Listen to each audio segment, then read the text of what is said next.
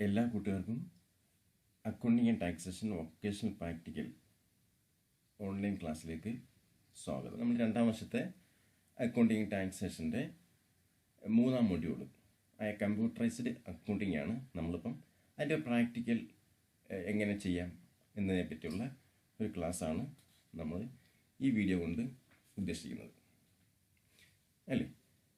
അപ്പം നമുക്കറിയാം എന്താണ് സിസ്റ്റം ഓഫ് അക്കൗണ്ടിങ്ങിനെ 2ആയിട്ട് ക്ലാസിഫൈ ചെയ്യാം. 1 മാനുവൽ അക്കൗണ്ടിങ് എന്നും 2 കമ്പ്യൂട്ടറൈസ്ഡ് അക്കൗണ്ടിങ് എന്നും. ഇങ്ങനെയാണ് 1 manual accounting, 2 computerised accounting. Manual അക്കൗണ്ടിങ്ങിനെ പറ്റി നമ്മൾ ഫസ്റ്റ് ഇയറിൽ സെക്കൻഡ് മൊഡ്യൂളിൽ നമ്മൾ പഠിച്ചിട്ടുണ്ട്. എന്താണ് ട്രാൻസാക്ഷൻ തന്ന് ജേർണലൈസ് ചെയ്ത് ലെഡ്ജർ തയ്യാറാക്കി, ട്രയൽ ബാലൻസ് തയ്യാറാക്കി, ക്യാഷ് ബുക്ക് അല്ലെങ്കിൽ ഡേ ബുക്ക് തയ്യാറാക്കി നമ്മൾ അതിൻ്റെ റിപ്പോർട്ട് നമ്മൾ എടുത്തിട്ടുണ്ട് ഇല്ലേ. അതായത് ക്രയവിക്രയങ്ങൾ അല്ലെങ്കിൽ ഇടപാടുകൾ പേന ഉപയോഗിച്ച് വിവിധ അക്കൗണ്ട് ബുക്കുകളിൽ രേഖപ്പെടുത്തി തയ്യാറാക്കുന്ന രീതിയാണ് മാനുവൽ അക്കൗണ്ടിങ്. എന്താണ്? പേന ഉപയോഗിച്ച് ട്രാൻസാക്ഷൻസ് അല്ലെങ്കിൽ ഇടപാടുകൾ വിവിധ അക്കൗണ്ട് ബുക്കുകളിൽ രേഖപ്പെടുത്തി തയ്യാറാക്കുന്ന അക്കൗണ്ടിങ് രീതിയാണ് മാനുവൽ അക്കൗണ്ടിങ് അല്ലേ. അപ്പോൾ നമുക്കറിയാം ചെറുകിട സ്ഥാപനങ്ങളിൽ ചെറിയ ബിസിനസ് വോളിയമുള്ള സ്ഥാപനങ്ങളിൽ ഇന്നും ഈ മാനുവൽ അക്കൗണ്ടിങ് ആണ് ഫോളോ ചെയ്തു വരുന്നത്. അപ്പം അതിന് അവർ എന്തുകൊണ്ട് കമ്പ്യൂട്ടേഴ്സിൽ അക്കൗണ്ടിങ് ആക്കിയില്ല എന്ന് വെച്ചാൽ അതിന് ചില പോരായ്മകളുണ്ട് ഇല്ലേ. സിസ്റ്റം വാങ്ങിക്കണം, സോഫ്റ്റ്വെയർ പർച്ചേസ് ചെയ്യണം. അപ്പം അങ്ങനെ ചെറുകിട സ്ഥാപനത്തിലൊന്നും അത് വാങ്ങാൻ ശേഷിയില്ലാത്തതുകൊണ്ട് ചെറിയ സ്ഥാപനങ്ങളിലൊക്കെ ഇപ്പോഴും മാനുവൽ അക്കൗണ്ടിങ് ആണ് ഫോളോ ചെയ്ത് വരുന്നത്. അങ്ങനെ ഇരിക്കുന്ന സമയത്ത് നമുക്ക് വലിയൊരു സ്ഥാപനമാണെന്ന് വെച്ചാൽ സപ്പോസ് ഒരു സൂപ്പർ മാർക്കറ്റ് അല്ലെങ്കിൽ ബിസിനസ് വോളിയമുള്ള വലിയൊരു ബിസിനസ്, അപ്പോൾ അവിടെയൊക്കെ മാനുവൽ അക്കൗണ്ടിങ് എന്നുള്ള അക്കൗണ്ടിങ് രീതി വളരെ പ്രയാസകരമാണ് ഇല്ലേ. എന്താ കാര്യം? സ്പീഡില്ല, കൃത്യതയില്ല, സമയബന്ധിതമായി നമുക്ക് ഇത് കണക്കുകൾ തയ്യാറാക്കി റിപ്പോർട്ട് എടുക്കാൻ പറ്റുന്നില്ല. അതായത് സ്പീഡില്ല. അങ്ങനെ ഒരുപാട് പോരായ്മകൾ അവിടെ മാനുവൽ അക്കൗണ്ടിങ്ങിന് ഉണ്ടായതുകൊണ്ടാണ് വൻകിട സ്ഥാപനങ്ങളിൽ മാനുവൽ അക്കൗണ്ടിങ് എന്ന ആ പ്രോസസ്സ് അല്ലെങ്കിൽ ആ അക്കൗണ്ടിങ് രീതി നടപ്പിലാക്കാൻ പറ്റാത്തത് ഇല്ലേ. അപ്പം ഓരോ അക്കൗണ്ടിങ്ങിനും ഗുണങ്ങളുമുണ്ട്, ദോഷമുണ്ട്. ഓരോ സിസ്റ്റം ഓഫ് അക്കൗണ്ടിങ്ങിനും ഗുണങ്ങളുമുണ്ട്, ദോഷങ്ങളുണ്ട്. നമുക്ക് മനസ്സിലാക്കാൻ പറ്റും. അപ്പോൾ ഈ മാനുവൽ അക്കൗണ്ടിങ്ങിൻ്റെ ലിമിറ്റേഷൻസ്, പോരായ്മകൾ ആണ് കമ്പ്യൂട്ടറൈസ്ഡ് അക്കൗണ്ടിങ്ങിലോട്ട് വഴിമാറാൻ കാരണമായത്. എന്താണ്? മാനുവൽ അക്കൗണ്ടിങ്ങിൻ്റെ പോരായ്മ കാരണമാണ് കമ്പ്യൂട്ടറൈസ്ഡ് അക്കൗണ്ടിങ്ങിലോട്ട് നമ്മൾ വഴിമാറിയത്. അപ്പം അതിൻ്റെ ഒരു പിക്ചർ ഞാൻ കാണിച്ചു തരാം. മാനുവൽ അക്കൗണ്ടിങ്ങും കമ്പ്യൂട്ടറൈസ്ഡ് അക്കൗണ്ടിങ്ങും തമ്മിൽ ചെറിയൊരു വ്യത്യാസം, അത് ചിത്രത്തിൻ്റെ സഹായത്തോടു കൂടി നിങ്ങൾക്ക് മനസ്സിലാക്കാൻ വേണ്ടിയാണ് ഇത് കാണിക്കുന്നത്. അതായത് manual accounting, an accountant with various account books. നമ്മൾ നേരത്തെ പറഞ്ഞായിരുന്നു എങ്ങനെയാണ് പേന ഉപയോഗിച്ച് വിവിധ അക്കൗണ്ട് ബുക്കുകളിൽ അവാർഡുകൾ രേഖപ്പെടുത്തുന്ന രീതിയാണ് മാനുവൽ അക്കൗണ്ടിങ് നമ്മൾ പറഞ്ഞു. അപ്പോൾ അതിൻ്റെ ഒരു ചിത്രമാണ്. ഇതൊരു അക്കൗണ്ടൻ്റാണ്, അദ്ദേഹത്തിൻ്റെ ഫ്രണ്ടിൽ ഒരുപാട് അക്കൗണ്ട് ബുക്കുകളൊക്കെ ഇരിക്കുന്നത് കാണാമല്ലോ അല്ലേ. അക്കൗണ്ട് ബുക്കിൽ ഇരിക്കുന്നു, അതിനകത്തോട്ട് അദ്ദേഹം ട്രാൻസാക്ഷൻസ് രേഖപ്പെടുത്തുകയാണ്. ഓക്കെ. ജനറൽ ലെഡ്ജർ, നോർമലി നമ്മൾ ട്രാൻസാക്ഷൻ കിട്ടിക്കഴിഞ്ഞാൽ അത് ജേർണലൈസ് ചെയ്തതിനു ശേഷം ലെഡ്ജറിലോട്ട് പോസ്റ്റ് ചെയ്യുന്നില്ലേ. അത് ആ പ്രോസസ്സാണ് ഇവിടെ കാണുന്നത്. ലെഡ്ജറിലോട്ട് പോസ്റ്റ് ചെയ്യുന്നു. ഓരോ ഐറ്റവും ലെഡ്ജർ പേന ഉപയോഗിച്ച് ലെഡ്ജറിലോട്ട് പോസ്റ്റ് ചെയ്യുന്നു. ഓക്കെ. ഈ ചിത്രം നോക്കേ, അത് ഡേ ബുക്ക് തയ്യാറാക്കുന്നു. ഡേ ബുക്ക് അല്ലെങ്കിൽ ക്യാഷ് ബുക്ക് തയ്യാറാക്കേണ്ട കാൽക്കുലേറ്ററൊക്കെ പേന ഉപയോഗിച്ച് അക്കൗണ്ട് ബുക്കിനകത്ത് എന്ത് ചെയ്യുന്നു? ക്യാഷ് ബുക്കോ അല്ലെങ്കിൽ ഡേ ബുക്കോ തയ്യാറാക്കുന്നു. അതാണ് posting transactions in various account books ഇല്ലേ. ദെൻ ഇത് നോക്കുക, റിപ്പോർട്ട്. ഇതെല്ലാം തയ്യാറാക്കി കഴിഞ്ഞതിന് ശേഷം അതിൻ്റെ റിപ്പോർട്ട് ഡേ ബുക്ക്. നമ്മൾ ഫസ്റ്റ് ഇയറിൽ മാനുവൽ അക്കൗണ്ടിങ്ങിനകത്ത് പഠിച്ചിട്ടുണ്ട് ഡേ ബുക്ക് ഇല്ലേ. നമ്മൾ ഡേ ബുക്കിൻ്റെ രജിസ്റ്റർ വാങ്ങിച്ചിട്ടാണ് നമ്മൾ ക്ലാസ്സിൽ ചെയ്തത്. ആ ഒരു ബുക്കാണ് ഈ കാണുന്നത്. അപ്പോൾ അതാണ് എൻ്റെ റിപ്പോർട്ട് എന്ന് പറയുന്നത് ഇല്ലേ. അപ്പോൾ ഒരുപാട് പ്രോസസ്സുകൾ കടന്നു പോയിട്ടാണ് നമുക്ക് ഈ ഒരു റിപ്പോർട്ട് ഇവിടെ ജനറേറ്റ് ചെയ്ത് വന്നത്. അതും മാനുവൽ റിപ്പോർട്ടാണ് അല്ലേ. അവിടെ തന്നെ സ്പീഡില്ല, നമുക്കറിയാമല്ലോ, സ്പീഡ് വളരെ കുറവാണ്, കൃത്യതയില്ലെന്ന് വെച്ചാൽ മിസ്റ്റേക്കുകൾ വരാൻ സാധ്യതയുണ്ട് അല്ലേ. ഒരു പർച്ചേസ് ലെഡ്ജറിൽ പോസ്റ്റ് ചെയ്യേണ്ട ഒരു ഐറ്റം ചിലപ്പം നമ്മൾ സെയിൽസ് ലെഡ്ജറിലായിരിക്കും പോസ്റ്റ് ചെയ്യുന്നത്.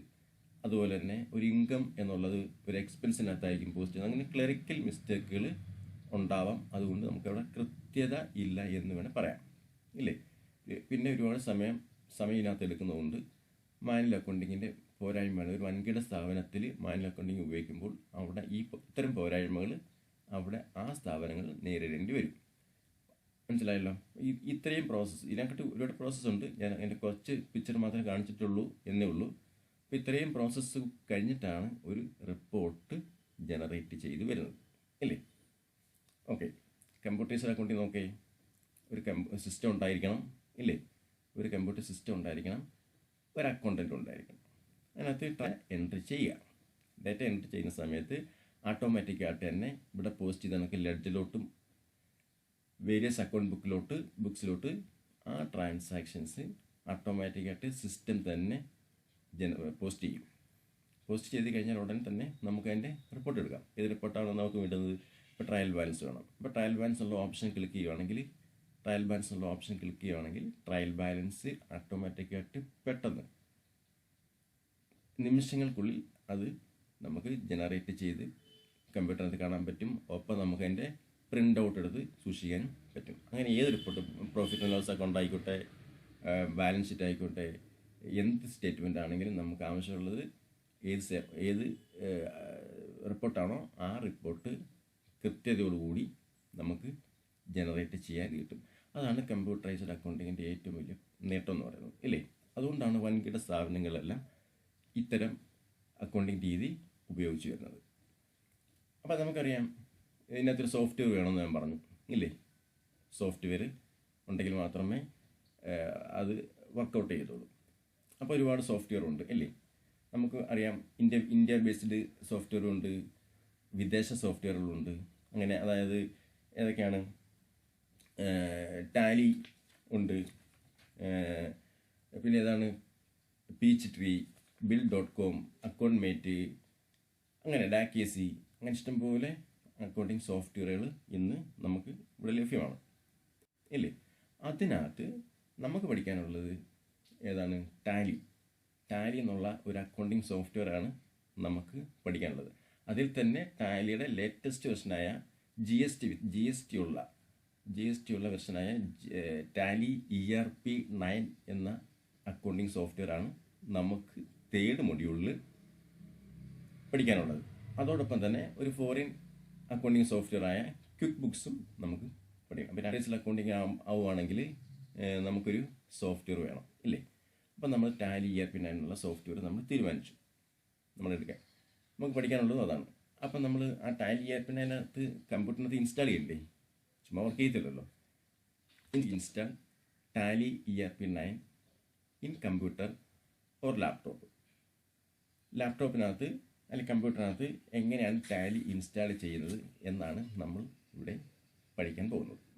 നമുക്ക് 2 രീതിയിൽ ഇതിനകത്ത് ഇൻസ്റ്റാൾ ചെയ്യാം. ഒന്ന് പെൻഡ്രൈവ് വഴി, ടാലി പ്രോഗ്രാമുള്ള പെൻഡ്രൈവ് ഉപയോഗിച്ച് കമ്പ്യൂട്ടറിനകത്ത് ഇൻസ്റ്റാൾ ചെയ്യാം, അല്ലെങ്കിൽ CD ഉപയോഗിച്ച് ഇൻസ്റ്റാൾ ചെയ്യാം. ഇത് രണ്ടിനകത്തും ടാലി എന്നുള്ള അക്കൗണ്ടിങ് സോഫ്റ്റ്വെയർ ഉണ്ടായിരിക്കണം. അതല്ലെങ്കിൽ നമുക്ക് ഡയറക്റ്റ് ഗൂഗിളിൽ നിന്ന് ഓൺലൈൻ വഴി നമുക്ക് ഡയറക്റ്റായിട്ട് ഡൗൺലോഡ് ചെയ്യാൻ പറ്റും. അതെങ്ങനെയാണ് ചെയ്യുന്നത് നമുക്ക് നോക്കാം. അതിനകത്ത് നമ്മൾ ഗൂഗിളിനകത്ത് ഡൗൺലോഡ് ചെയ്യാൻ ആണ് ഉദ്ദേശിക്കുന്നതെങ്കിൽ നമ്മൾ ഗൂഗിൾ സെലക്ട് എടുക്കുക, ഓപ്പൺ ചെയ്യുക. അതിനകത്ത് ടാലി ERP 9 ഫ്രീ ഡൗൺലോഡ് എന്ന് നമ്മളോട് ടൈപ്പ് ചെയ്ത് കൊടുക്കുക. ടൈപ്പ് ചെയ്തതിന് ശേഷം സെർച്ച് ബട്ടൺ ക്ലിക്ക് ചെയ്യുക. സെർച്ച് ബട്ടൺ ക്ലിക്ക് ചെയ്യുന്ന സമയത്ത് താഴോട്ട് കുറേ ലിങ്കുകൾ വരും, നമുക്ക് കാണാനുണ്ട് കുറേ ലിങ്കുകൾ വരും. അതിനകത്ത് download Tally ERP 9, Tally server 9 and Tally developer 9 ഈ ഒരു ലിങ്ക് വരും. ആ ലിങ്ക് നമ്മൾ ക്ലിക്ക് ചെയ്യുക. ഞാൻ അതിൻ്റെ റൗണ്ട് വരച്ച് ചെയ്തിട്ടുണ്ട്. ഇത് നമ്മൾ ക്ലിക്ക് ചെയ്യുക. ഓക്കെ, ക്ലിക്ക് ചെയ്യുന്ന സമയത്ത് ഈ ഒരു വിൻഡോ ആയിരിക്കും വരുന്നത്. ടാലി ERP 9 ഒരു വിൻഡോ ആയിരിക്കും വരുന്നത്. അതിനകത്ത് ഇൻസ്റ്റാൾ നൗ എന്നുണ്ട്, ഡൗൺലോഡ് എന്നുണ്ട്. മനസ്സിലായേ? ടാലിയുടെ വെർഷൻ ഉണ്ട്, റിലീസിൻ്റെ 6.6.2 എന്നുള്ള ലേറ്റസ്റ്റ് വെർഷനാണ്. അപ്പോൾ അതിനകത്ത് ഇൻസ്റ്റാൾ നൗ ഓർ ഡൗൺലോഡ് എന്നുള്ള ഓപ്ഷൻ അവിടെ കാണാൻ പറ്റും. ഡൗൺലോഡിനകത്ത് ക്ലിക്ക് ചെയ്യുകയാണെങ്കിൽ എൻ്റെ ആ ഫയൽ ടാലി സോഫ്റ്റ്വെയർ എന്നുള്ള എൻ്റെ സെറ്റപ്പ് ഫയൽ ഇവിടെ ഡൗൺലോഡ് ചെയ്ത് വരുന്നതായിട്ട് നമുക്ക് കാണാൻ പറ്റും ഇല്ലേ. എൻ്റെ സെറ്റപ്പ് EXE എത്ര MB ഉണ്ട്, 3.5 MB ഉണ്ട്. അതിങ്ങനെ ഡൗൺലോഡ് ചെയ്യുന്ന ഒരു പ്രോസസ്സ് ഉണ്ട്. ഈ പ്രോസസ്സ് ഇവിടെ ഇങ്ങനെ ഇവിടം വരെ കംപ്ലീറ്റ് ആകുമ്പം അത് ഡൗൺലോഡായി എന്ന് നമുക്ക് മനസ്സിലാക്കാൻ പറ്റും. അതിൻ്റെ പ്രോസസ്സ് ആയി വരുന്നതേ ഉള്ളൂ. ഇത്രയായി വരുന്ന സമയത്ത് നമ്മൾ ഇപ്പോൾ ഈ ഡൗൺലോഡ് ചെയ്ത ഈ ഫയൽ എവിടെ കാണാൻ പറ്റും? നമ്മുടെ കമ്പ്യൂട്ടറിൻ്റെ ഡൗൺലോഡ്സ് എന്നുള്ള ഫോൾഡറിനകത്ത് കാണാൻ പറ്റും. ഉണ്ടോ? ഇതിൻ്റെ ഡൗൺലോഡ്സ് എന്നുള്ള ഫോൾഡറാണ്.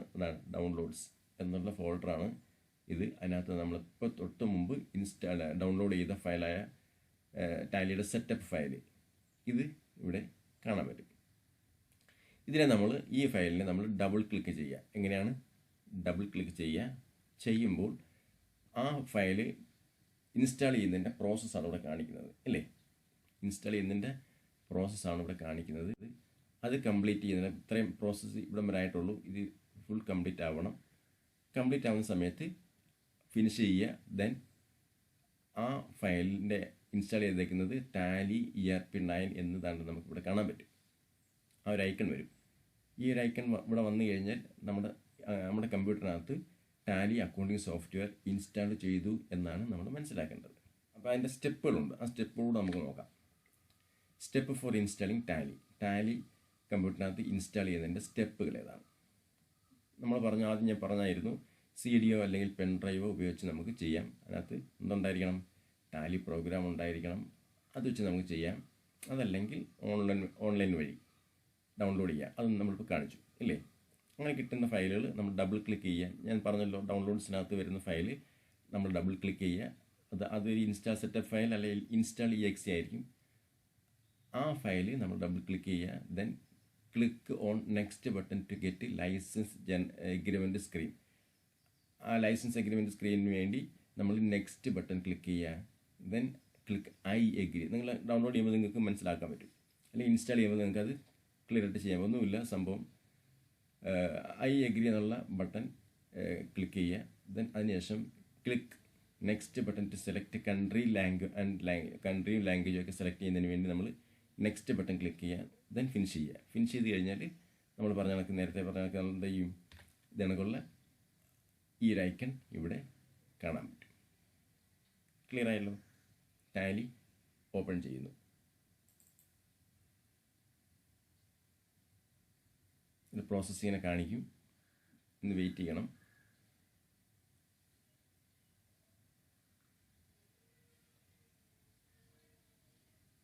Tally ERP9 power of simplicity Tally ERP9 Tally വന്നു. അപ്പോൾ ഇതിനകത്ത് സ്റ്റാർട്ടപ്പാണ് അല്ലേ. ഇതിനകത്ത് ലൈസൻസിങ് ഓപ്പറേഷൻസ് ഉണ്ട്.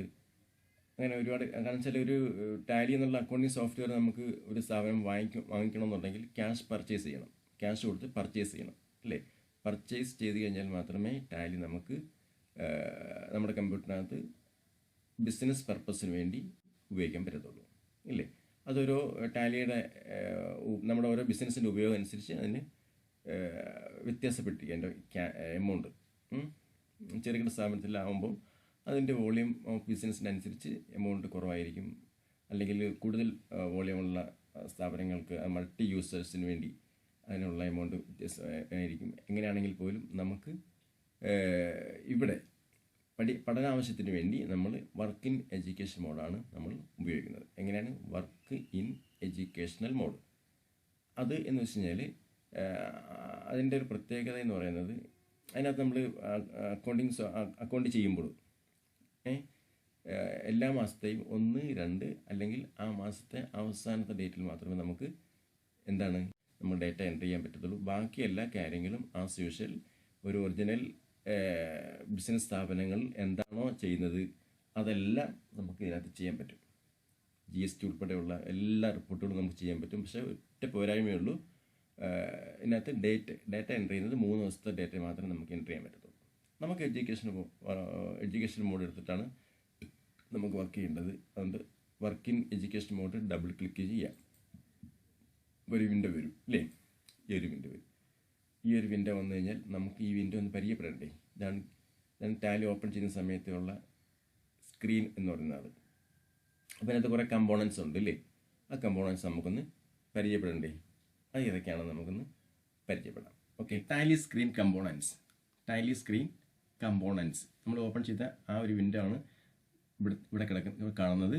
അതിൻ്റെ ഏതൊക്കെ കമ്പോണൻസിനകത്തുണ്ട് എന്ന് നമുക്കൊന്ന് മനസ്സിലാക്കാം. ആദ്യമായിട്ട് നോക്കാം ടൈറ്റിൽ ബാർ ഇല്ലേ. നമ്മൾ പഠിച്ചിട്ടുണ്ട് വേർഡ് ഫസ്റ്റ് ഇയറിൽ വരുന്ന സമയത്ത് നമ്മൾ ഓഫീസ് ഓട്ടോമേഷൻ പഠിച്ച സമയത്ത് പഠിച്ചിട്ടുണ്ട്. എല്ലാ വേർഡ് അല്ലെങ്കിൽ എക്സൽ എല്ലാത്തിനും ഒരു ടൈറ്റിൽ ബാർ ഉണ്ടാവും ഇല്ലേ. ടൈറ്റിൽ ബാർ ഈ കാണുന്ന ഒരു ആ കളർ ഉണ്ടല്ലോ, ആ കളറിനെയാണ് നമ്മൾ ടൈറ്റിൽ ബാർ എന്ന് പറഞ്ഞത്. അതിനകത്ത് എന്താ അവിടെ കിടക്കുന്നത്?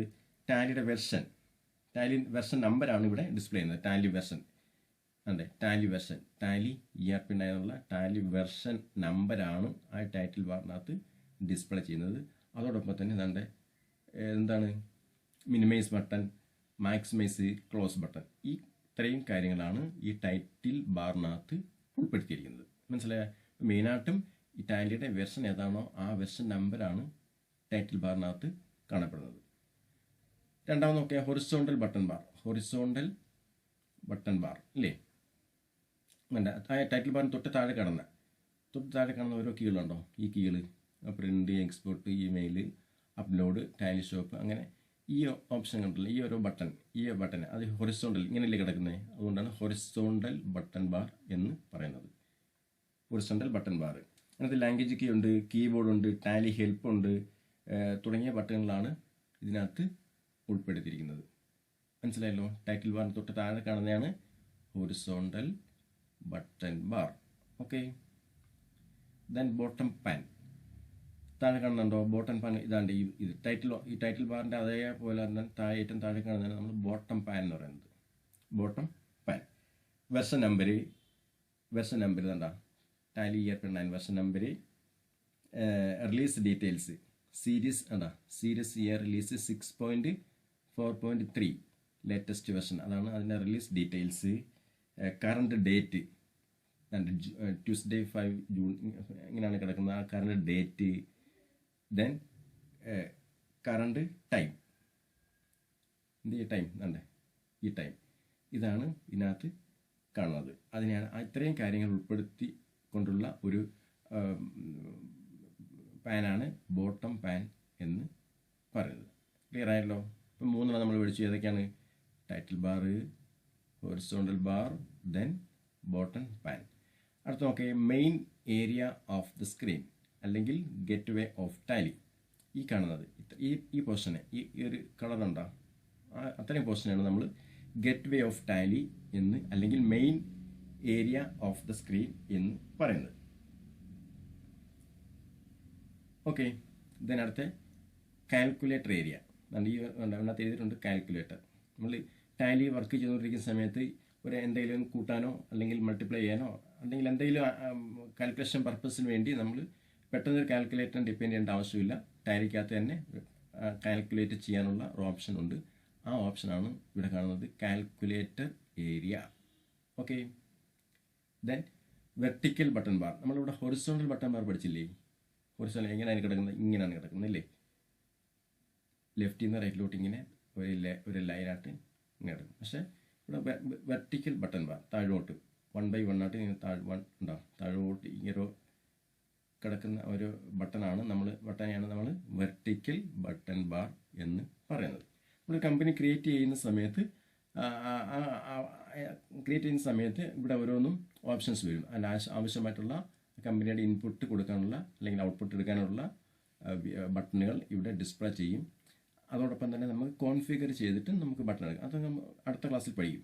കോൺഫിഗറേഷൻ നടത്തിയിട്ട് നമുക്ക് അത് ഇവിടെ ബട്ടൺ ബാർ ഡിസ്പ്ലേ ചെയ്യുന്ന രീതിയിൽ നമുക്ക് കാണാൻ പറ്റും. പക്ഷേ കമ്പനി ക്രിയേറ്റ് ചെയ്യുന്ന സമയത്ത് ആ കമ്പനിക്ക് വേണ്ടുന്ന അത്യാവശ്യ കാര്യങ്ങൾ ചെയ്യേണ്ട കാര്യങ്ങളെല്ലാം ഇവിടെ ഡിസ്പ്ലേ ചെയ്യും. ഇപ്പോൾ നമ്മളിവിടെ കമ്പനി ക്രിയേറ്റ് ചെയ്തിട്ടില്ല ഉണ്ടോ?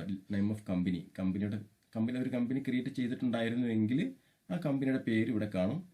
ഡേറ്റ് ഓഫ് ലാസ്റ്റ് എൻട്രി, ആ ലാസ്റ്റ് ട്രാൻസാക്ഷൻ നടത്തിയിരിക്കുന്നത് ആ ഡേറ്റ് ഇവിടെ കാണിക്കും. പക്ഷേ ഇവിടെ നമ്മൾ ഒരു കമ്പനി ക്രിയേറ്റ് ചെയ്തിട്ടില്ല. അതുകൊണ്ടാണ് ഈ വെർട്ടിക്കൽ ബട്ടൺ ബാർ ഇങ്ങനെ ബ്ലാങ്ക് ആയിട്ട് കിടക്കുന്നത്.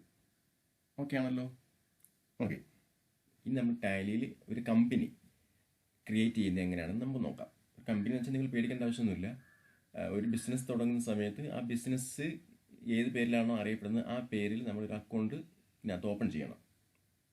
അതിനാണ് നമ്മൾ കമ്പനി എന്ന് പറയുന്നത്. അതിനകത്ത് എങ്കിൽ മാത്രമേ നമുക്ക് നമ്മുടെ ട്രാൻസാക്ഷൻസും കാര്യങ്ങളെല്ലാം അതിനകത്ത് രേഖപ്പെടുത്താൻ പറ്റത്തുള്ളൂ, ഇല്ലേ? അതിനാണ് നമ്മൾ കമ്പനി എന്ന് പറയുന്നത്. അപ്പോൾ നമ്മുടെ ബിസിനസ് സ്ഥാപനത്തിൻ്റെ പേര് എന്താണോ ആ പേരിൽ നമ്മളൊരു കമ്പനി സ്റ്റാർട്ട് ചെയ്യുക. അപ്പോൾ നമ്മൾ എന്ത് വേണം ആദ്യം ചെയ്യേണ്ടതെന്ന് വെച്ച് കഴിഞ്ഞാൽ ടാലി ERP എന്നുള്ള നമ്മൾ നേരത്തെ ഇൻസ്റ്റാൾ ചെയ്ത് വെച്ചേക്കുന്ന ഈ ഐക്കൺ ഡബിൾ ക്ലിക്ക് ചെയ്യുക.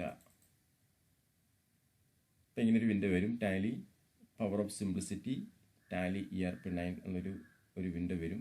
ഒന്ന് വെയിറ്റ് ചെയ്യുക. ഇങ്ങനെ വന്നു. നമ്മൾ ഞാൻ നേരത്തെ പറഞ്ഞായിരുന്നു, ഇതിനെപ്പറ്റി എല്ലാം പറഞ്ഞായിരുന്നു. ദെൻ നമ്മൾ വർക്ക് ഇൻ എഡ്യൂക്കേഷൻ മോഡ് എടുക്കുന്നു. ദെൻ അവിടെ വെച്ചിട്ട് എൻ്റർ കീ പ്രസ് ചെയ്യുന്നു. ഈ ഒരു വിൻഡോ ആയിരിക്കും അന്നേരം വരുന്നത്. നമ്മൾ ഇതിൻ്റെ സ്ക്രീൻ കമ്പോണൻസ് എല്ലാം നമ്മൾ പഠിച്ചു കഴിഞ്ഞു. ഓക്കെ, അതിനകത്ത് തന്നെ സെലക്ട് കമ്പനി ഇൻഫോയ്ക്കകത്ത് select company, login as remote user, create company, backup, restore, quit എന്നിങ്ങനെ കുറേ ഓപ്ഷൻസ് എടുക്കുന്നുണ്ട്. അതിനകത്ത് നമുക്ക് പുതിയൊരു കമ്പനി ക്രിയേറ്റ് ചെയ്യണമെന്നുണ്ടെങ്കിൽ ക്രിയേറ്റ് കമ്പനി അത് ക്ലിക്ക് ചെയ്യുക, ഡബിൾ ക്ലിക്ക് ചെയ്യുക, അല്ലെങ്കിൽ സെലക്ട് ചെയ്തിട്ട് എൻ്റർ ചെയ്യുക. ഞാൻ ഡബിൾ ക്ലിക്ക് ചെയ്തു. അപ്പോൾ കമ്പനി ക്രിയേഷൻ സ്ക്രീനാണിത്. ഇതിനകത്ത് നമുക്ക് വേണ്ടുന്ന ഡേറ്റകളെല്ലാം നമ്മൾ ഇവിടെ ഫില്ല് ചെയ്ത് കൊടുക്കുക, അത് സേവ് ചെയ്യുക. ഇത്രയും പരിപാടിയേ ഉള്ളൂ, വളരെ സിമ്പിളാണ്. ഓക്കെ, അതിനകത്ത് ഓരോ ഫീൽഡ് നമുക്കൊന്ന് പരിചയപ്പെടാം. ഡയറക്ടറി ഇല്ലേ, എവിടെയാണോ നമ്മൾ സേവ് ചെയ്യേണ്ടത് എവിടെയാണോ എന്ന് കാണിക്കുന്നതിനാണ് ആ പാത്താണ് ഈ ഡയറക്ടറി എന്നുള്ള ഫീൽഡ് കൊണ്ട് ഉദ്ദേശിക്കുന്നത്. നമ്മളവിടെ ഒന്നും ചെയ്യേണ്ട ആവശ്യമില്ല. ടാലി ഇൻസ്റ്റാൾ ചെയ്ത സമയത്ത് തന്നെ ആൾറെഡി അതിൻ്റെ പാത്ത് സേവ് ചെയ്ത് വെച്ചിട്ടുണ്ട്. അതുകൊണ്ട് നമ്മൾ ആ ഡയറക്ടറി നമ്മൾ ചേഞ്ച് ചെയ്യേണ്ട ആവശ്യം ഇല്ല. ഓക്കെ, ദ നെയിം ഞാൻ പറഞ്ഞത്, നമ്മൾ ബിസിനസ് സ്ഥാപനം തുടങ്ങുന്ന സമയത്ത് ആ ഒരു ബിസിനസ്സിന് ഒരു പേരുണ്ടാവും. ആ പേര് ഏത് പേരാണോ ആ പേര് നമ്മളിവിടെ ടൈപ്പ് ചെയ്യുക. ഞാൻ അനന്തു ആൻഡ് കമ്പനി ഒരു ബിസിനസ്സാണ് തുടങ്ങുന്നത്. അപ്പം ഞാൻ സ്വാഭാവികമായിട്ടും ആ കമ്പനിയുടെ പേരായ അനന്തു ആൻഡ് കമ്പനി എന്ന് ഞാൻ ടൈപ്പ് ചെയ്യും. Ananthu and company. ഓക്കെ, അത് കഴിഞ്ഞാൽ നമ്മൾ എൻ്റർ കീ പ്രസ് ചെയ്യുക. മെയിലിംഗ് നെയിം എന്ന് പറഞ്ഞു കഴിഞ്ഞാൽ ഡിഫോൾട്ടായിട്ട് ഓട്ടോമാറ്റിക്കായിട്ട് നമ്മൾ തൊട്ട് മുമ്പ് കൊടുത്ത നെയിം ഏതാണോ അത് തന്നെയായിരിക്കും ഇവിടെ കാണിക്കുന്നത്. നമുക്ക് വേണമെങ്കിൽ മാറ്റി കൊടുക്കാം. എന്തിനു വേണ്ടിയാണെന്ന് വെച്ച് കഴിഞ്ഞാൽ ഈ കമ്പനിയോട്ടുള്ള കത്തിടപാടുകൾ ഇല്ലേ, ലെറ്ററുകളൊക്കെ നമ്മുടെ ഈ അനന്തു ആൻഡ് കമ്പനിയുടെ പേരിൽ വന്നാൽ മതിയോ, അല്ലെങ്കിൽ ആ കമ്പനിയുടെ മാനേജിങ് ഡയറക്ടറോ വേറെ ആരെങ്കിലും അതാണ് ഓണറോ ആരാണെന്ന് വെച്ചാൽ അവരുടെ പേരിൽ വന്നാൽ മതിയെങ്കിൽ നമുക്ക് ആ പേര് നമുക്കിവിടെ മാറ്റി കൊടുക്കാം. അപ്പോൾ കറസ്പോണ്ടൻസ് എല്ലാം അദ്ദേഹത്തിൻ്റെ പേരിലായിരിക്കും വരുന്നത്, അഡ്രസ്സ് ചെയ്യുന്നത്. അപ്പം നോർമലി നമ്മൾ ചെയ്യാറില്ല, സ്ഥാപനത്തിൻ്റെ പേര് തന്നെ വരട്ടെ എന്ന് പറഞ്ഞ് കൊടുക്കും. അതുകൊണ്ടാണ് ഇവിടെ ഡിഫോൾട്ട് ആയിട്ട് ഈ അനന്തു ആൻഡ് കമ്പനി തന്നെ കിടക്കുന്നത്. ഓക്കെ, വേണമെങ്കിൽ നമുക്ക് മാറ്റി കൊടുക്കാം, അത്രയേ ഉള്ളൂ. അഡ്രസ്സ് കമ്പനി സ്ഥിതി ചെയ്യുന്ന സ്ഥലത്തിന് ഒരു അഡ്രസ്സ് ഉണ്ടാവുമല്ലോ അല്ലേ കമ്പനിക്ക്. ഇടപ്പള്ളിക്കോട്ട PO, ചവറ, കൊല്ലം. ഇതാണ് ഈ കമ്പനി സ്ഥിതി ചെയ്യുന്ന അഡ്രസ്സ്. ഇനി ഫീൽഡുകളുണ്ട്, വീണ്ടും നമുക്ക് സ്പേസ് ഉണ്ട്. അഡ്രസ്സ് കൊണ്ടുള്ള ലെങ്തി അഡ്രസ്സ് ആണെങ്കിൽ കൊടുക്കാനുള്ള ഒരു ഫീൽഡാണത്. ഇല്ലെങ്കിൽ നമ്മൾ വീണ്ടും എൻ്റർ ചെയ്ത് വിട്ടേക്കുക. രാജ്യം, കൺട്രി അല്ലേ, കൺട്രി രാജ്യം, അത് നമുക്ക് അറിയാം. ഇതിനകത്ത് ഇന്ത്യയാണ്, ഇന്ത്യ തന്നെ കിടപ്പുണ്ട്, അത് എൻ്റർ ചെയ്ത് വിടുക. സ്റ്റേറ്റ്, ഇന്ത്യയിൽ തന്നെ ഏത് സ്റ്റേറ്റിലാണ് ഈ കമ്പനി സ്ഥിതി ചെയ്യുന്നത്. അപ്പോൾ നമുക്ക് കേരളം എന്നറിയാം. അപ്പോൾ ഇവിടെ ലിസ്റ്റ് ഉണ്ട്. നമ്മൾ K എന്നുള്ള പ്രസ് ചെയ്താൽ മതി. K എന്നുള്ള ആ കീ പ്രസ് ചെയ്താൽ K എല്ലാം ഹൈലൈറ്റ് ചെയ്ത് കാണിക്കണ്ടോ, കർണാടക, കേരള. K വെച്ചുകൊണ്ട് തന്നെ നമ്മൾ എൻ്റർ ചെയ്യുന്നു. പിൻകോഡ്, കമ്പനി ഈ അഡ്രസ്സ് ഉണ്ടല്ലോ ഇടപ്പള്ളിക്കോട്ട PO, അതിൻ്റെ പിൻകോഡ് കാണത്തില്ലേ, ആ പിൻകോഡ് അവിടെ ടൈപ്പ് ചെയ്യുന്നു. കമ്പനിക്കൊരു ഫോൺ നമ്പർ ഉണ്ടാവും, ലാൻഡ് ഫോൺ നമ്പർ ഉണ്ടാവും. ഉണ്ടെങ്കിൽ കൊടുക്കുക, ഇല്ലെങ്കിൽ കൊടുക്കണ്ട. അപ്പം ഞാനിവിടെ ഫോൺ നമ്പർ കൊടുക്കുവാണ്.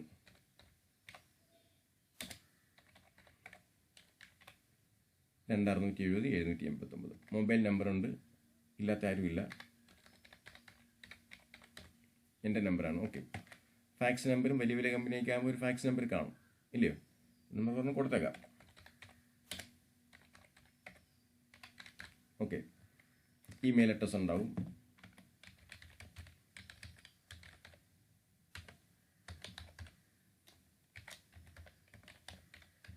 Ananthu company @gmail.com. Website address ഉണ്ട്.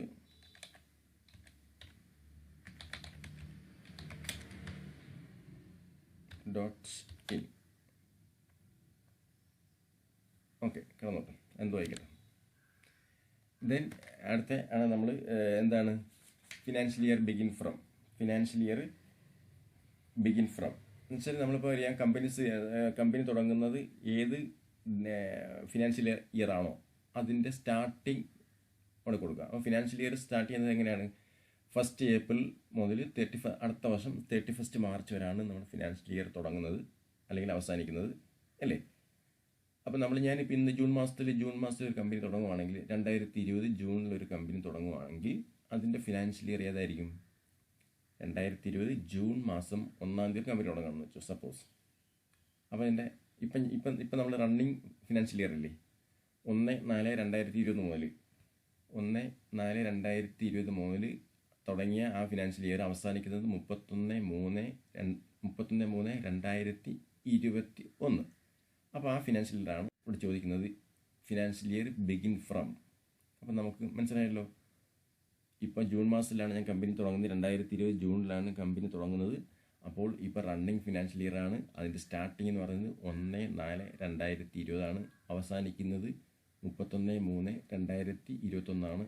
അപ്പോൾ ഈ 2 ഡേറ്റിനും ഇടയിലുള്ള ഒരു ഡേറ്റിലാണ് ഞാനിപ്പോൾ കമ്പനി തുടങ്ങിയത്. അതാണ് അതിൻ്റെ ആദ്യത്തെ സ്റ്റാർട്ടിംഗ് ഫിനാൻഷ്യൽ ബിഗിൻ ഫ്രം ചോദിക്കുന്നത്. Okay, book begin from normally നമ്മൾ ആ ഡേറ്റാണ് കൊടുക്കുന്നത്. പിന്നെ നമുക്ക് എന്നാണോ ആ ഫിനാൻഷ്യൽ ഇയറിൽ 1/4 തന്നെ കമ്പനിയുടെ വർക്ക് ചെയ്യണമെന്നില്ല. ജൂൺ മാസമാണെങ്കിൽ വേണം ജൂൺ മാസം അടിച്ചു കൊടുക്കാം, ഒരു കുഴപ്പമില്ല. നോർമലി നമ്മളങ്ങനെ ബുക്ക് ബിഗിൻ ഫ്രമും ഫിനാൻഷ്യൽ ഇയറും ഒരു ഡേറ്റാണ് കൊടുക്കുന്നത്. നമുക്ക് വേണമെങ്കിൽ മാറ്റി കൊടുക്കാം, അത്രേ ഉള്ളൂ. ടാലി വാൾട്ട് പാസ്വേഡ് എന്ന് വെച്ച് കഴിഞ്ഞാൽ സെക്യൂരിറ്റി, ഇതിനു വേണ്ടി ഒരു പാസ്വേഡ് സെറ്റ് ചെയ്ത് കഴിഞ്ഞാൽ വേറെ ആർക്കും ഇത് ഓപ്പൺ ചെയ്യാൻ പറ്റത്തില്ല. ഡേറ്റ ഇത് ആരാണോ യൂസ് ചെയ്യുന്നത് അവർക്ക് മാത്രമേ ഡേറ്റ കാണാൻ പറ്റൂ. അതാണ് ആ ഒരു പാസ്വേഡ് കൊടുക്കുകയാണെങ്കിൽ ഈ പാസ്വേഡ് കൊടുത്തു കഴിഞ്ഞാൽ മാത്രമേ ഈ കമ്പനി ഓപ്പൺ ആവത്തുള്ളൂ, അല്ലേ? അതിനുവേണ്ടിയാണ് ടാലി വാൾട്ട് പാസ്വേഡ് എന്ന് കൊടുത്തിരിക്കുന്നത്. നോർമലി കൊടുക്കാറില്ല, കാരണം വെച്ചാൽ പാസ്വേഡ് മിസ്സാവുകയാണെങ്കിൽ, മറന്നു പോവുകയാണെങ്കിൽ നമുക്ക് പിന്നെ ഇതിനകത്ത് കിടക്കുന്ന ഡേറ്റ തിരിച്ചെടുക്കാൻ പറ്റത്തില്ല. അതാണ് എൻ്റെ ഒരു പോരായ്മ, റിക്കവർ ചെയ്യാൻ പറ്റത്തില്ല. ഓക്കെ, അതുകൊണ്ട് അത് നമ്മൾ ആ സ്ഥലം ബ്ലാങ്ക് ആയിട്ട് വിടുക. ദെൻ സെക്യൂരിറ്റി കൺട്രോൾ, അതും ഇത് സെക്യൂരിറ്റി പർപ്പസിന് വേണ്ടി ഉപയോഗിക്കുന്നതാണ്. അതും നമ്മൾ ഡിഫോൾട്ടായിട്ട് നോ ആണ് കിടക്കുന്നത്, അതിന് നമ്മൾ ഒന്നും ചെയ്യേണ്ട ആവശ്യമില്ല, എൻ്റർ ചെയ്ത് വെക്കുക. ബേസ് കറൻസി സിമ്പൽ, ഇപ്പോൾ നമ്മളിവിടെ കമ്പനി ക്രിയേറ്റ് ചെയ്യുന്ന സമയത്ത് ഇവിടെ കൺട്രി ഇന്ത്യ എന്ന് കൊടുത്തില്ലേ, ഇന്ത്യ എന്ന് കൊടുക്കുന്ന സമയത്ത് ഓട്ടോമാറ്റിക്കായിട്ട് ഇന്ത്യയുടെ കറൻസി സിമ്പൽ ഏതാണോ അത് ഇവിടെ കാണാൻ പറ്റും. അവിടെ കൊണ്ട് നമ്മളൊന്നും ചെയ്യേണ്ട. ഇവിടെ അമേരിക്ക എന്നായിരുന്നെങ്കിൽ എവിടെയാണ് ഇന്ത്യയുടെ സ്ഥാനത്ത് അമേരിക്ക ആയിരുന്നെങ്കിൽ ഇവിടെ ഡോളറിൻ്റെ സിമ്പലായിരിക്കും വരുന്നത്. ഓക്കെ, അതുകൊണ്ട് നമ്മളവിടെ ഒന്നും ചെയ്യേണ്ട ആവശ്യമില്ല, എൻ്റർ ചെയ്യുക. And formal and full name, എന്താണ് ഫുൾ നെയിം? ഫുൾ നെയിം എന്താണ്? INR, Indian net rupees. ഇതിൻ്റെ ഈ കൊടുത്ത സിമ്പലിൻ്റെ ഫുൾ നെയിമാണ് ചോദിക്കുന്നത്. അതുകൊണ്ട് INR, Indian net rupees. Okay, അതുപോലെ തന്നെ സഫിക്സ് സിമ്പൽ ടു എമൗണ്ടിനിടയിൽ, എമൗണ്ടിന് മുമ്പ് ഈ സിമ്പലിൻ്റെ ആവശ്യമുണ്ടോ അതാണ് ഇവിടെ ചോദിക്കുന്നത്. അത് നമ്മൾ ഒന്നും കൊടുക്കേണ്ട ആവശ്യമില്ല, നോ അടിച്ചു വിടുക. Add space between number and symbol, നമ്പറും സിമ്പലും തമ്മിൽ സ്പേസ് വേണം. ഈ സിമ്പലും റുപ്പീസ് കഴിഞ്ഞിട്ട് ഒരു 1,00,000 രൂപയാണെങ്കിൽ ഇതിനും ആ 1,00,000 ഇടയിൽ സ്പേസ് വേണം എന്നുള്ളതാണ് ചോദിക്കുന്നത്. അത് നമ്മൾ എസ് കൊടുക്കുക. ഓക്കെ, എസ് ടൈപ്പ് ചെയ്തിട്ടുണ്ട്, കിടപ്പുണ്ട്, അതുകൊണ്ട് നമ്മൾ എൻ്റർ ചെയ്ത് വിട്ടാൽ മതി. So amount in millions, amount millions ആയിട്ട് കാണണോ? അതിൻ്റെ ആവശ്യമില്ല, അതുകൊണ്ട് നോ തന്നെ കൊടുക്കുക. നമ്പർ ഓഫ് ഡെസിമൽ പ്ലേസ് എന്ന് വെച്ചാൽ എത്ര ഡെസിമൽ പ്ലേസ് വേണം? 10 രൂപ 50 പൈസ, 10 രൂപ കഴിഞ്ഞിട്ട് പോയിന്റ് കഴിഞ്ഞിട്ട് വരുന്നത് നമ്മൾ ഡെസിമൽ പ്ലേസ് എന്ന് പറയുന്നത്. നോർമലി നമ്മൾ 2 കൊടുക്കാറുള്ളൂ, അത് തന്നെ അതിവിടെ കിടപ്പുണ്ട്. കാരണം വെച്ചാൽ കൂടുതൽ കൊടുക്കുകയാണെങ്കിൽ അക്കൗണ്ടിങ്ങിൻ്റെ ആ ഒരു എമൗണ്ട് കാണുമ്പോൾ ഒരു ബോറായിരിക്കും, ഇല്ലേ?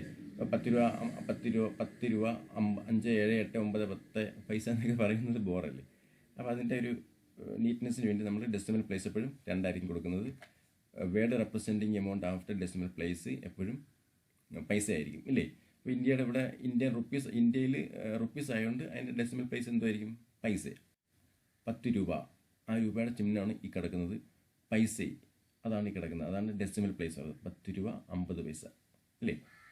Number of decimal place in amount, number of decimal places four amount in words. നമ്മൾ ഇതെല്ലാം റിപ്പോർട്ടെല്ലാം പ്രിൻ്റ് ചെയ്ത സമയത്ത് ഈ ഡെസിമൽ പ്ലേസ് എത്ര വാക്കിൽ കാണിക്കണം എന്നാണ് ചോദിക്കുന്നത്. ഇതിന് പ്രിൻ്റ് ചെയ്യത്തില്ലേ, rupees 1,50,000 and 50 only and paise 75. ആ 75 എന്നുള്ളത് എത്ര വാക്ക് കാണിക്കണം എന്നുള്ളതാണ് ഇവിടെ ചോദിക്കുന്നത്.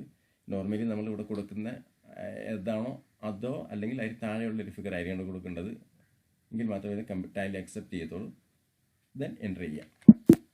ചോദിക്കും കമ്പനിക്ക് സേവ് ചെയ്യണം. അതെല്ലാം ഫീൽഡുകൾ നമുക്ക് അറിയാവുന്ന ഫീൽഡ് മാത്രം കൊടുത്താൽ മതി. പക്ഷേ ഇവിടെ ഫിനാൻഷ്യൽ ഇയർ വരുമ്പോൾ മാത്രം അത് കറക്റ്റായിട്ട് കൊടുത്തിരിക്കണം. ബാക്കിയുള്ള ഡേറ്റ എല്ലാം നമ്മൾ ഉള്ള ഡേറ്റ കൊടുക്കുക. എന്തായാലും കമ്പനിക്ക് പേരും അഡ്രസ്സും ഉണ്ടാവും, അതെന്തായാലും മസ്റ്റാണ്. ഈ ഫോൺ നമ്പറൊക്കെ ഉണ്ടെങ്കിൽ കൊടുത്താൽ മതി. എന്നിട്ട് അക്സെപ്റ്റ് ചെയ്യണം ചോദിക്കും. അവിടെ നമ്മൾ SY പ്രസ് ചെയ്യുക, അല്ലെങ്കിൽ എൻ്റർ കീ ഒന്നുകൂടെ പ്രസ് ചെയ്യുക. ഞാനവിടെ എൻ്റർ കീ പ്രസ് ചെയ്യുന്നു. ചെറിയ പ്രോസസ്സുണ്ട്. കമ്പനി ക്രിയേഷൻ ആയിക്കൊണ്ടിരിക്കുകയാണ് എൻ്റെ പ്രോസസ്സിൻ്റെ. കമ്പനി ക്രിയേറ്റ് ചെയ്യുന്ന സമയത്ത് അനന്ത് ആൻഡ് കമ്പനി എന്നുള്ളത് ഇവിടെ കാണാൻ പറ്റും. ഓക്കെ ആണല്ലോ. അപ്പോൾ അതാണ്, ഇങ്ങനെയാണ് ഒരു കമ്പനി നമ്മൾ അപ്പോൾ ഞാൻ നേരത്തെ പറഞ്ഞായിരുന്നു ബോർഡ് എന്താണ് വെർട്ടിക്കൽ ബട്ടൺ പാൻ ബാർ പറഞ്ഞില്ലേ. അന്നേരമൊക്കെ നമ്മളിവിടെ ബ്ലാങ്ക് ആയിട്ടില്ലേ കണ്ടത്. അപ്പോൾ ഈ കമ്പനി ക്രിയേറ്റ് ചെയ്യുന്ന സമയത്ത് കുറച്ച് ബട്ടണൊക്കെ നമ്മൾ ഡിസ്പ്ലേ ആക്റ്റീവ് ചെയ്യണ്ടാവും. Select company, set company, date, period, bottom company. അപ്പോൾ ഇതാണ് വെർട്ടിക്കൽ ബട്ടൺ ബാർ എന്ന് പറയുന്നത്. എന്താ കോൺഫിഗറേഷൻ. ഇപ്പോൾ ഡിസ്പ്ലേ ചെയ്യാത്ത കാര്യങ്ങളൊക്കെ വരുന്ന സമയത്ത് നമുക്ക് ആവശ്യമുള്ള കാര്യങ്ങൾ വേണ്ടുന്ന സമയത്ത് ഒന്നെങ്കിൽ F11 ഫീച്ചേഴ്സിലോ അല്ലെങ്കിൽ കോൺഫിഗർ ചെയ്തിട്ട് നമുക്ക് ആവശ്യമുള്ള ബട്ടണുകൾ ഇവിടെ ഡിസ്പ്ലേ ചെയ്യിക്കാവുന്നതാണ്. ഓക്കെ, അപ്പോൾ അതാണ് വെർട്ടിക്കൽ ബട്ടൺ ബാർ. ഓക്കെ ആണല്ലോ. അപ്പോൾ ഇങ്ങനെയാണ് നമ്മളൊരു കമ്പനി ക്രിയേറ്റ് ചെയ്യുന്നത്. അപ്പോൾ ഫസ്റ്റ് നമ്മുടെ ടാലിയിൽ നമ്മൾ ചെയ്യേണ്ട കാര്യം വെച്ചാൽ എങ്ങനെയാണ് ഒരു കമ്പനി ക്രിയേറ്റ് ചെയ്യുന്നത്, അതാണ് നമ്മൾ ടാലിയിൽ പഠിക്കേണ്ടത്. അപ്പോൾ ഇത് നിങ്ങൾക്ക് മനസ്സിലായിട്ടുണ്ടാവുമെന്ന് വിശ്വസിക്കുന്നു. Step to create a new company. Double click നമ്മൾ പറഞ്ഞിട്ടുണ്ട്. Double click the Tally ERP9 icon on desktop screen അല്ലേ. നമ്മുടെ ടാലിയുടെ ഐക്കൺ ERP9 എന്നുള്ള ഐക്കൺ നമ്മൾ ഡബിൾ ക്ലിക്ക് ചെയ്യുക. Select education mode. അതിനകത്ത് നമ്മൾ കണ്ടായിരുന്നു എഡ്യൂക്കേഷൻ മോഡ്. താഴെ എഡ്യൂക്കേഷൻ മോഡ് ഉണ്ട്, അത് സെലക്ട് ചെയ്തു. പ്രസ് Alt F3 കമ്പനി ഇൻഫോയ്ക്കകത്ത് വരുന്ന സമയത്ത് നമ്മൾ സെലക്ട് ക്രിയേറ്റ് കമ്പനി എന്നുള്ള ആ ഒരു ഓപ്ഷൻ നമ്മൾ ക്ലിക്ക് ചെയ്തു ഇല്ലേ. അപ്പോൾ നമ്മൾ ഈ പറയുന്നതോടൊപ്പം തന്നെ നമ്മുടെ മനസ്സ് ബാക്കിലോട്ട് പോകണം. ദെൻ നമ്മൾ വേരിയസ് ഫീൽഡ്, ഏതൊക്കെയാണ് വേരിയസ് ഫീൽഡ്? ഡയറക്ടറി, നെയിം ഇല്ലേ, mailing name, address, phone number, email address, fax number ഇല്ലേ, ഫിനാൻഷ്യൽ ഇയർ, കമ്പനി എന്താണ് password, Tally vault password, security control, currency base symbol and formal name, പിന്നെന്താണ് formal name, പിന്നെ അങ്ങനെയുള്ള കുറേ ഫീൽഡുകൾ എല്ലാം നമ്മൾ എൻ്റർ ചെയ്തിട്ടാണ് സേവ് ചെയ്യുന്നത്. അപ്പോൾ അത്രയും ഫീൽഡുകൾ നമ്മൾ എൻ്റർ ചെയ്യുക എന്നുള്ളതാണ് ഇവിടെ പറയുന്നത്. Various field may be properly filled up. Finally press enter key to accept. നമ്മൾ പറഞ്ഞല്ലോ ഒരു വിൻഡോ, ഇവിടെ ചെറിയൊരു വിൻഡോ വന്നായിരുന്നു. അക്സെപ്റ്റ് സ്ക്രീൻ ചോദിച്ച സമയത്ത് യെസ് ഓർ നോ ചോദിച്ചു, അത് നമ്മൾ അക്സെപ്റ്റ് ചെയ്യുക. അപ്പോൾ ഒരു കമ്പനി ക്രിയേറ്റ് ചെയ്തു. സംശയമില്ലല്ലോ, സിമ്പിളല്ലേ? സിമ്പിളാണ്. ഓക്കെ, അപ്പോൾ ഇത്രയും ചെയ്തിട്ടുണ്ടെങ്കിൽ, ഇത്രയും ചെയ്ത് കഴിഞ്ഞാൽ നിങ്ങൾക്കൊരു അസൈൻമെൻറ്റ് തരികയാണ്. എന്താണ്? Write the step for installing Tally ERP9. Tally ERP9 എന്നുള്ള സോഫ്റ്റ്വെയർ ഇൻസ്റ്റാൾ ചെയ്യുന്നതിനുള്ള സ്റ്റെപ്പുകൾ ഏതൊക്കെയാണ്, എന്തൊക്കെയാണ് എന്ന് നിങ്ങൾ എഴുതുക. ഓക്കെ. രണ്ടാമത്തെ, what are the screen components in Tally ERP9. Tally ERP9 open ചെയ്യുമ്പോൾ കാണുന്ന സ്ക്രീനിലുള്ള കമ്പോണൻസ് ഏതൊക്കെയാണ്, അത് നമ്മൾ പരിചയപ്പെട്ട് കഴിഞ്ഞു. Then write the step to create a new company in Tally ERP9. Tally ERP9 ഒരു പുതിയ കമ്പനി എങ്ങനെ ക്രിയേറ്റ് ചെയ്യാം, അത് നമ്മൾ തൊട്ട് മുമ്പ് പറഞ്ഞു. ഈ 3 അസൈൻമെൻറ്റുകൾ നിങ്ങൾ തയ്യാറാക്കണം. ഓക്കെ, നമ്മൾ പ്രാക്ടിക്കലിന് നമ്മൾ നോട്ട്ബുക്ക് വാങ്ങിക്കുക. നോട്ട്ബുക്ക് വാങ്ങിച്ചതിന് ശേഷം ഇത് ഓരോ ക്വസ്റ്റ്യനും, ഓരോ അസൈൻമെൻറ്റിൻ്റെ ഓരോ ചാപ്റ്റർ, നമ്മൾ ക്ലാസ് എടുക്കുന്നത് ഓരോ ക്വസ്റ്റ്യൻ എഴുതുക, അതിൻ്റെ ആൻസറുകൾ താഴെ എഴുതുക.